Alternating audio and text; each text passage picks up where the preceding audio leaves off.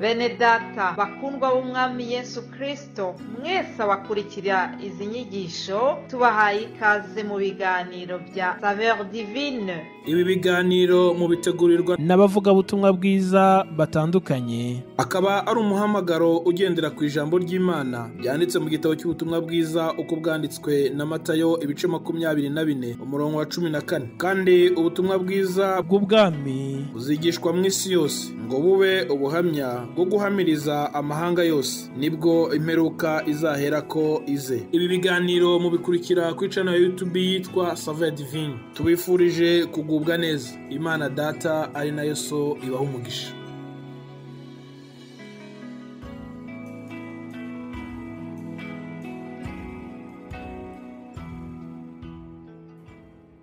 Yes, ashimwe cyane bene data, ndanezerewe kubw'uyu mwanya mwiza. Nitwa Marie Chantal Nimugire, ndashima Imana yangiriye neza, yampaye agakiza ku buntu, kandi nukuri nari ngakeneye. Haleluya. Nari ngakeneye, nari nkeneye umukiza, nari nkeneye umutabazi, nari nkeneye umubyeyi, kandi ibyo byose Imana nikwiri. Haleluya. Ndanezerewe ko yampaye umugisha ngahura n'umubyeyi mwiza, mama Immaculée Nyiraneza, kandi Imana ikaba imuhagurukije muri iki gihe kugira ngo ayikorere muri ubu buryo bw'ivugabutumwa, kandi nanjye ndanezerewe ko yampesheje umugisha wo kuba muri iyi programme Saveur Divine. Haleluya. Tugiye rero kuganira nk'uko teme y'iki cyumweru iri, tuzaganira ku ijambo rivuga umucyo, kandi ubutumwa bwiza burabitwereka neza ko umucyo ni Yesu. Haleluya. Yesu niwe mucyo.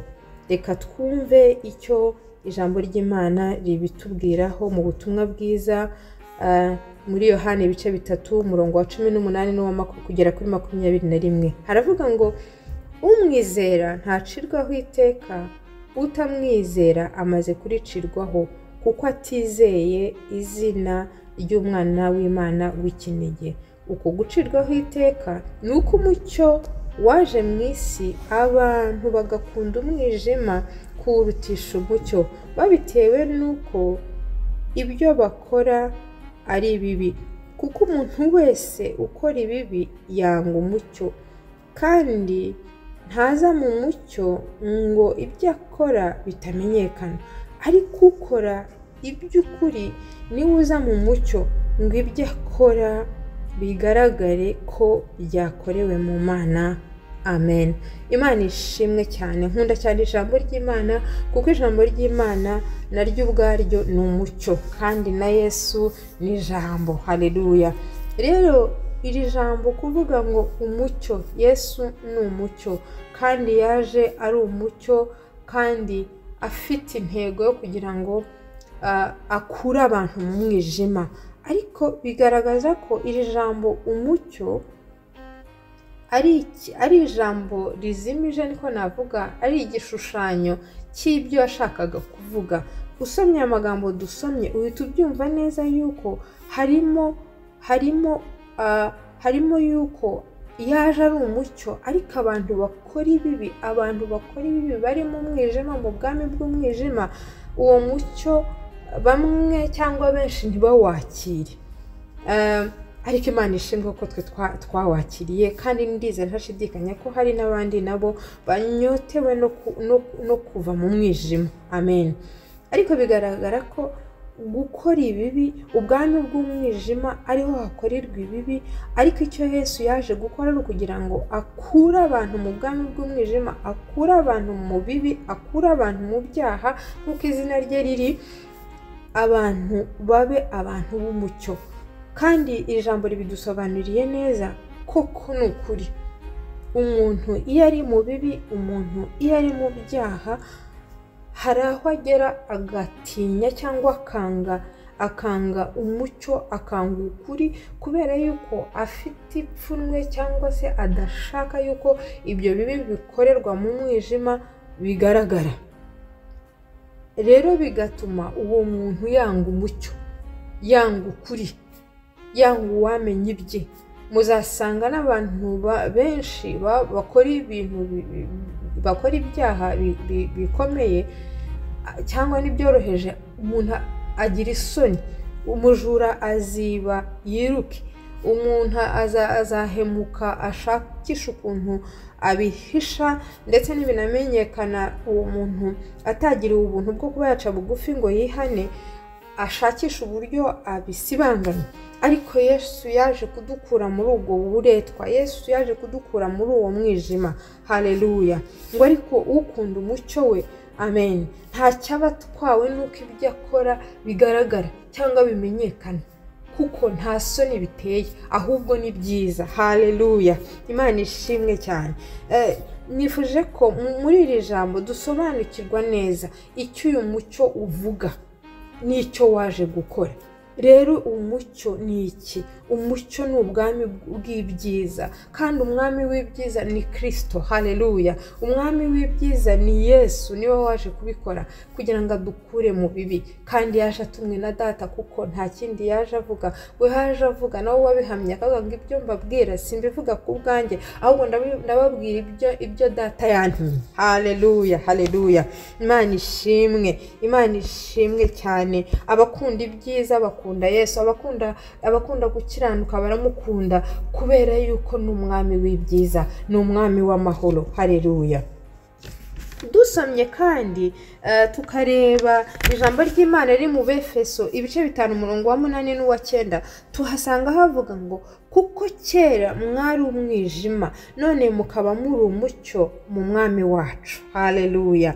Nuko mugende nk'abana b'umucyo, kuko imbuto z'umucyo ari ingeso nziza zose no gukiranuka n'ukuri. Amen.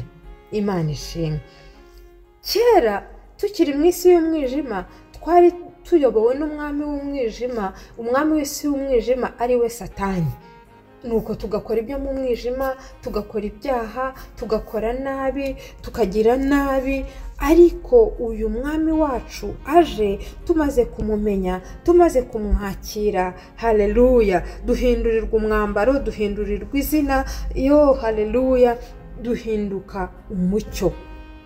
Amen. Umwami wacu ni umucyo, kuko yinjiye muri twe, natwe twabaye umucyo, kandi umwakira wese ahinduka umucyo, umwijima ugatsindwa, umwijima ugahunga. Kuko muzabirebe, iyo itara ryatse, iyo urumuri ruje, umwijima urahunga.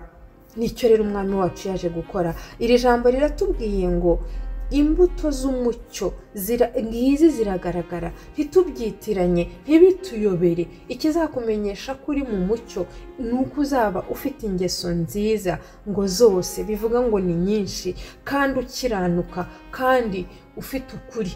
Yewe n'igihe utashoboye kubikora neza, ariko ukuri kukakumurikira, ukagaruka ugatunganya ibintu, ukagaruka ukihanaho ibintu bitagenze neza, kandi ugaharanira uko bwije n'uko bukeye gukora ibyiza. Amen.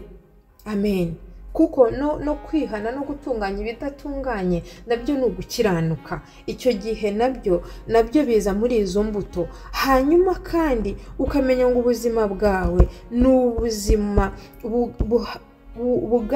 bugomba kugaragaza kwera kw'Imana, bugomba kugaragaza ubwami bw'umucyo, kuko burakenewe. Abantu benshi bari mu mwijima, abantu benshi baragowe, ariko iyo twemeye, haleluya, tukakira umucyo, umwami wacu tukamwakira, kandi tukubaha ijambo rye, natwe duhinduka umucyo aho tugeze, uko tubayeho, ibyo tuvuga, ibyo dukora.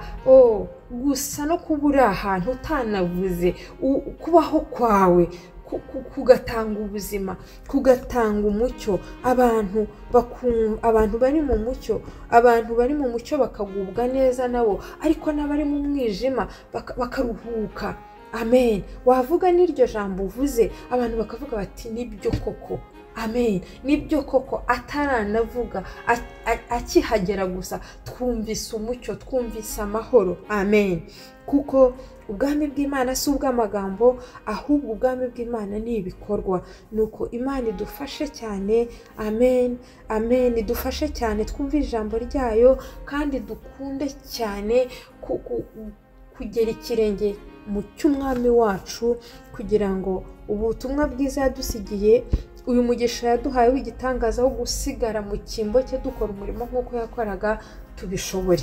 Imana ibaha umugisha, umwami w'amahoro abaha umugisha, umucyo wacu abaha umugisha. Haleluya. Iki cyumweru kizababera icyumweru cyo gukora imirimo myiza, icyumweru cyo kugendera mu mucyo w'Imana, imbaraga z'Imana zibazeho, umwuka w'Imana, haleluya, abayobore mu kuri kose, kandi mugende munesha imirimo yose y'umubi, Satani atsindwe mu izina rya Yesu. Haleluya haleluya. Imana ibaha umugisha, naho ubutaha. Amen.